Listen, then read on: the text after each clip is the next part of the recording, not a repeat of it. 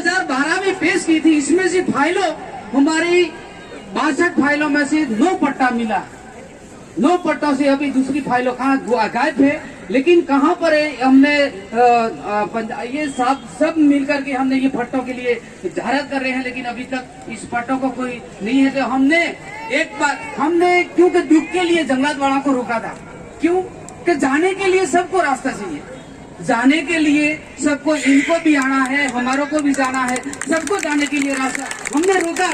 लुहारी के अंदर सब रोका था। क्यों रोका कि भाई तुम्हारे जाने के लिए तुम रास्ता नहीं बना देते हैं तो तुम क्यों आए। सबको जाने के लिए रास्ता चाहिए। क्योंकि तुम्हारा रोका लगना है वहाँ लगा सकते हो, लेकिन रास्ता तो सबके लिए है। वहाँ से खासड़ से लेकर फिर वहाँ तक ये रोड ने कहा कि खारिज हो गई है, तो आपको सूचना भी हमने खारिज की घर पे भेजी है। और खारिज के केस में आप अपील भी कर सकते हैं। ऐसा नहीं है कि आपकी खारिज होगी तो खत्म हो गया। आप वापस अगली अथॉरिटी पे जाके, ऑफिसर पे जाके लगा सकते हैं कि साहब मेरा गलत खारिज किया, लेकिन आपको कागज के साथ में आना पड़ेगा। एक है वन विभाग की जो है अभी बात चल रही थी, मैंने जो खेर साहब के बातों से समझा है कि वन विभाग जो है थोड़ा असंतुष्ट है वन विभाग से कि हमारा दावा खारिज कर देते। लेकिन देखिए, वन विभाग थोड़ा बहुत भी विरोध नहीं करेगा गलत का तो वन खत्म हो जाएंगे। और वन है, वहीं से हमारी पहचान है, ये भी सही बात है। वन है, उन्हीं से पहचान है। वन विभाग आपके किसी भी सही दावे को खारिज नहीं करता है, वो कर भी नहीं सकता, क्योंकि यहाँ से नीचे फॉरेस्ट वालों ने खारिज कर दिया, नीचे एसडीएम साहब की कमेटी में आएगी फाइल, वहाँ रिव्यू हो जाएगा।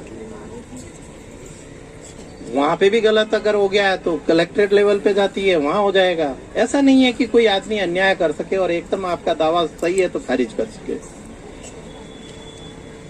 एक वाइल्ड लाइफ सेंचुरी में दावे की बात आई थी, तो वाइल्ड लाइफ सेंचुरी में आपका कोई व्यक्तिगत या सामुदायिक दावा है तो वो स्वीकार योग्य है, बशर्ते कि उसकी पूरी प्रक्रियाएं जो पंचायत से लगाकर एसडीएम लेवल की कमेटी और हमारे जिला कलेक्टर लेवल की कर ली जाए और एकदम सही हो। हाँ, आपको जो दावा दे दिया वो वैसे भी अस्थानांतरणीय है, उसका ट्रांसफर होता नहीं है, सेल होती नहीं है, ठीक है ना। लेकिन उसका अगर केवल वन देखा, आपका जो वाइल्ड लाइफ सेंचुरी है यहाँ पे है, कौन सी सेंचुरी यहाँ पे ना, फुलवारी की नाल, ठीक है। तो फुलवारी की नाल यहाँ पर है, उसमें कुछ केसेस मेरे अंदाज में नहीं निकलते होंगे, आप लोगों को ये लगता होगा, तो हम लोग उनको भी देखेंगे। अगर कोई लगता है इस तरह का और पुराना है तो उसको भी हम करवाएंगे। पुनर्स्थापन एक अलग विषय है। अगर आपका पट्टा इश्यू हो जाता है और आपको पुनर्स्थापित किया जाना कहीं वाइल्ड लाइफ सेंचुरी से बाहर, तो आपको जो भी कंपेंसेशन वगैरह बनना चाहिए उस अनुसार होना चाहिए। लेकिन केवल इसी आधार पर कि आपका पट्टा वाइल्ड लाइफ सेंचुरी में होना है और इसलिए नहीं दे रहे, ये गलत है। ये होता है और हम इस पे अगर कहीं समस्या है तो ऊपर नीचे बात करके इसको स्मूथनिंग करा लेंगे। अब देखिए, धर्मीचंद जी ने एक बात और कही थी, वनाधिकार की मान्यता। इसमें केवल आदिवासी जरूरी नहीं है, इसमें परंपरागत रूप से अगर वन क्षेत्र में रह रहे हैं, जैसा कि मुझे ध्यान है कुंभलगढ़ एरिया में भी अपने यहाँ भी 6-7 को, उदयपुर जिले में भी 6-7 लोगों को जो एसटी नहीं है, अन्य जाति के, लेकिन वो परंपरागत रूप से वन्य क्षेत्र के निवासी है, उनको भी पट्टे जारी किए गए 9 जनों को। लेकिन अंतर इतना सा है कि एसटी का 2006 से पूर्व का होना चाहिए और परंपरागत वन क्षेत्र के निवासियों का आजादी के टाइम होना चाहिए कब्जा। उसमें आपका कोई भी साक्ष्य हो सकता है, वो मान्य होगा। एक समस्या आती है कि पट्टा जिसके नाम जारी हुआ है उसकी मृत्यु हो गई है और अब जो भाई है, पीछे 2-3 भाई हैं, जितने भी हैं उनके बच्चे, उनका विषय आता है। तो इसमें भी म्यूटेशन जैसे होता है ना, नामांतरण क्या बोलते हैं, इंतकाल। जो इंतकाल जैसे रिवेन्यू की आपकी खातेदारी जमीन पर होता है, वैसे वैसे इंतकाल के प्रावधान है। आप पटवारी जी, तहसीलदार जी के पास में जाएं, अपना इंतकाल खुलवाएं। जिनकी डेथ हो गई, बच्चों के, बच्चियों के नाम लिखवाएं, पत्नी के नाम लिखवाएं, कोई दिक्कत नहीं है आपका। फिर इससे आपको जो राजकीय योजनाओं के फायदे होने, जैसे आप कह रहे थे कि प्रधानमंत्री आवास योजना, आपका कोई और कोई निजी बेनिफिट की कोई स्कीम्स है ना, तो वो हो जाएगा। तो जिन जिन लोगों की डेथ हो चुकी है वो लोग भी म्यूटेशन खुलाए, लेकिन इस तरह की प्रवृत्ति से बचे जो अब नए से आप जंगल तोड़ काट रहे हैं और फिर आप देखें कि आपका वहां पे काटने के बाद में एक कुछ झोपड़ी वगैरह बना दिया या ऐसे ही दीवार बना के घास उपजा रहे हैं। घास के मामले में पट्टा नहीं मिलता है, घास के मामले में पट्टा नहीं मिलता है, फसल के मामले में मिलेगा, घर बना हुआ मिलेगा और कुछ आजीविका का साधन आपके उसी से जुड़ा हुआ है तो मिलेगा। तो कुछ तो समस्याएं मेरे अंदाज में धर्मीचंद जी आप लोग भी देखिए, पंचायत में कम से कम एक्ट की कॉपी तो रखो एक एक, ठीक है, ये भी करो सर आप भी कम से कम। और 8-10 पेज का एक्ट है, पढ़ने पे बहुत क्लियर है, इसमें कुछ भी कंफ्यूजन नहीं है कानून में, तो हमें कोई समस्या नहीं है, हमें कोई कंफ्यूजन नहीं है, इसलिए हम फटाफट 1800 पट्टे जारी कर दिए। आज में 3 महीने से हम लोग कलेक्टर साहब की कमेटी और हम लोग बैठे हैं, एक भी पट्टे का फाइल आ नहीं रहा। क्यों? क्योंकि जो आए थे उनको हमने देख लिया, सही किया है गलत किया है, जांच कराया एक बार और सबको इश्यू कर दिया। जिनका खारिज करना था खारिज कर दिया। खारिज ज्यादा नहीं हुए, 25-30 से ज्यादा खारिज हुए नहीं हमारे इधर में आके, लेकिन ज्यादातर हम पास कर चुके हैं और अभी हमारे पास में कोई पट्टा की ऐसे फाइल पेंडिंग जिला स्तर पर है नहीं, उपखंड स्तर पर या पंचायत स्तर पे है तो वो भी आते ही हम लोग डीएलसी करके करवा देंगे। हम आप पे, मैंने पहली लाइन में भी कहा था, अभी भी अंत में भी मैं कह रहा हूँ कि हम अगर आपको कोई पट्टा जारी करते हैं, सामुदायिक करते हैं या चाहे निजी करते हैं, व्यक्तिगत करते हैं, हम आप पे कोई एहसान नहीं कर रहे हैं। ये हमारा कर्तव्य बनता है कि आपका कोई भी पत्रावली आता है, आपका कोई क्लेम आता है तो उसको पूरा परीक्षण करके अगर वह जायज है, आपकी मांग जायज है तो आपको तत्काल पट्टा मिलना चाहिए, न कि आप इधर उधर भटके। तो अभी भी हम आपको बताते हैं कि आप आपके गांव में देख लें, अपने परिवेश में देख लें, आसपास में देख लें, जहां पे भी आपको लगता है कि कोई ऐसा परंपरागत रूप से वन क्षेत्र का निवासी जो कि एसटी भी हो सकता है, एसटी के केस में 2006 और बाकी के केस में आजादी के टाइम में अगर कोई है और उसको पट्टा नहीं मिला, जो कि गांव में सबको पता रहता है कि पट्टे इसका पट्टा हो गया, इसका पट्टा नहीं हुआ, अगर ऐसा कोई है तो उसको आप कृपया पंचायत में भेजें। पंचायत में जाकर उनका कूलक जो होता है 5-10 पेज का वो जमा करा दें। कूलक में आपको केवल आपका आवेदन भरना है 1-1.5 पेज का, और आपका कब्जा कहाँ है उसका एक नजरी नक्शा सा बना के भरना है।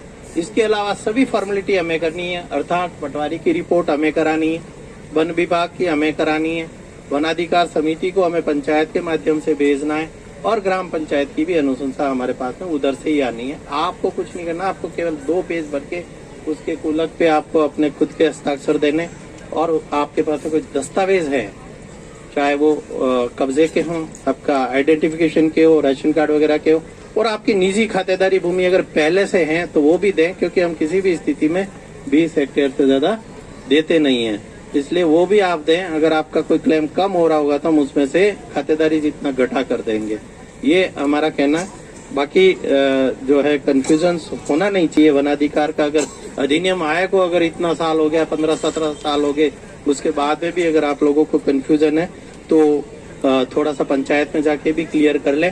पर मेरा मानना है कि आपका हक है, आप इतना लंबा टाइम बाद में भी अगर मेरे पास में आज भी जिला स्तर पर पट्टे ऐसे आते हैं जो इश्यू करने लायक है, तो इसका मतलब कहीं न कहीं हमारी कमी रही है सुपरविजन की, कि हम लोग इस तरह से सुपरवाइज नहीं कर पाए, सर्वे नहीं करा पाए। देखिए एक तरीका ये भी है कि एक पंचायत अगर चाहे तो गांव में वैसे ही सर्वे कर ले कि कौन कौन 2005 से पहले का रहने वाला है और उनके सबके कुलक खुद भरवा ले, तो सब कम से कम ये कंफ्यूजन भी नहीं होगा कि इसका खारिज करने योग्य है। अब अंत में मैं ये कहना चाहता हूँ, ये भी खेर साहब ने बोला था, क्योंकि मैं आया उसके बाद में यही बोले हैं, तो मैं कई बार वन विभाग वाले अधिकारियों को भी कहता हूँ कि आप सर्वे करा लीजिए। पट्टा जब इशू हुआ किसी व्यक्ति विशेष को व्यक्तिगत, उससे पहले वहाँ पे कितने पेड़ थे उस पट्टा एरिया में, और अभी देख लीजिए। मेरा ये मानना पेड़ बढ़े हैं, पहले थे ही नहीं। पट्टा जब इशू किया तब तो ऐसे ही पहाड़ी पे घर बना रखा है, कुछ भी नहीं। जैसे ही पट्टा मिला उसको अपने बच्चे की तरह उससे प्यार हो गया कि ये मेरी भूमि है, उसने पेड़ उगाए और अभी तो फलदार फूलदार भी लगा रखे हैं कई सारे पट्टों में। तो मेरा ये मानना है कि पट्टा देने से कतई रूप से जंगल कम नहीं होते, जंगल बढ़ रहे हैं पट्टा देने से। तो फिर हम क्यों नहीं देंगे? आप कम से कम वहाँ पे अपने फलदार पेड़ लगा रहे हो, आम के पेड़ लगा रहे हो, और कोई पेड़ लगा रहे हो, जामुन के पेड़ लगा रहे हो, कोई छोटा पेड़ है तो उसको नष्ट नहीं करके बढ़ा रहे हो, उसको तो सागवान का लगा रहे हो, तो इससे हमें तो फायदा ही हो रहा है। इसलिए हम कटिबद्ध हैं कि हम आपके जो बचे हुए पट्टे हैं वो जल्दी से जल्दी जारी कर दें। आप अपनी पंचायत में जाके संपर्क कर लें और आपका जो विधिक दायित्व है आप तो अपना कुलक देके देखिए। दिक्कत कहाँ है, आप रसीद ले ही नहीं रहे, आप एक प्रार्थना पत्र दे रहे, रसीद ले नहीं रहे। आप वहां जाके हक से अपना रसीद मांगो, नहीं तो ऑनलाइन पोर्टल बना हुआ है। ऑनलाइन पोर्टल का जानकारी दिया है, ऑनलाइन बना हुआ है। जैसे आप ई मित्रा से राशन कार्ड के लिए अप्लाई करते हो ऑनलाइन, या आपका पेंशन के लिए ऑनलाइन करते हैं आजकल ई मित्र से, वहीं जाओ और उसको बोलो मेरा वनाधिकार का ऑनलाइन अप्लाई करो, हो जाएगा। उसमें वो भी निःशुल्क है, उसमें कोई पैसा नहीं है, ठीक है ना। तो इसके अलावा अगर कोई किसी का प्रश्न है तो आप लोग पूछ सकते हैं, मैं उनका जवाब दूंगा। धन्यवाद, जय हिंद। मुझे यहाँ बुलाया। बहुत बहुत धन्यवाद सर का कि उदयपुर से यहाँ पधारे और बहुत एक कंफ्यूज था वो दूर हुआ।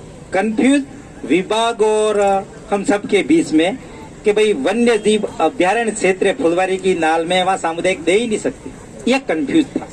और व्यक्तिगत मिला, सब बहुत मिला, व्यक्तिगत मिला, लेकिन ये कंफ्यूज था। और आज तक जो दावे वहाँ पेश हुए वो ऐसे ही हैं। और आपने ये महत्वपूर्ण बात की, जो कानून की प्रक्रिया से वन अधिकार कमेटी, गांव, ग्राम सभा और उस प्रक्रिया से उपखंड जिले पे आती है तो एक्सेप्ट किया जाएगा, उसको मानेगा, ये बड़ी बात है, क्योंकि ये कंफ्यूज हमें दूर हो गया।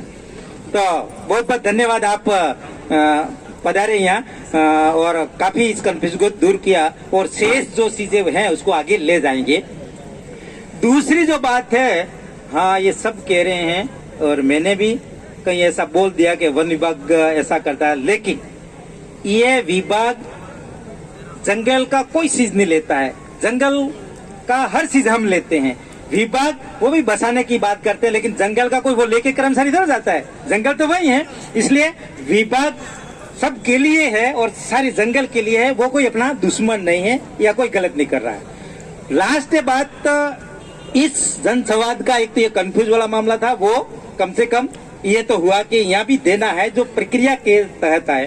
दूसरा, अभी एसडीएम साहब कह रहे थे कि काफी बड़ा मिला है सामुदायिक हमारे कोटड़ा में, लेकिन अब करेंगे क्या, ये बड़ा सवाल। करेंगे क्या, कागज में लिखा, करेंगे क्या।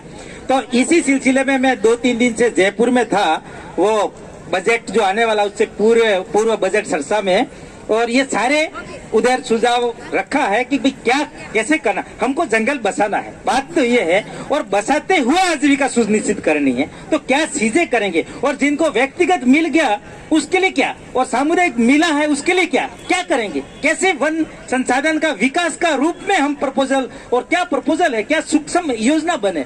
तो ये है, तो हम सब मिलके जरूर इसको बढ़िया, अब भी है जिस स्थितियों में कोटड़ा का जंगल, उसको और भी बेहतर रूप में हम आगे आने वाले टाइम में देखेंगे। और आप यहाँ पधारे साहब, और आपको हम सब की ओर से बहुत बहुत तालियों के साथ धन्यवाद। तो बहुत बहुत धन्यवाद है साहब आए। तो साहब ने अब लास्ट में एक ही बात कही थी कि जो भी फाइल है उसको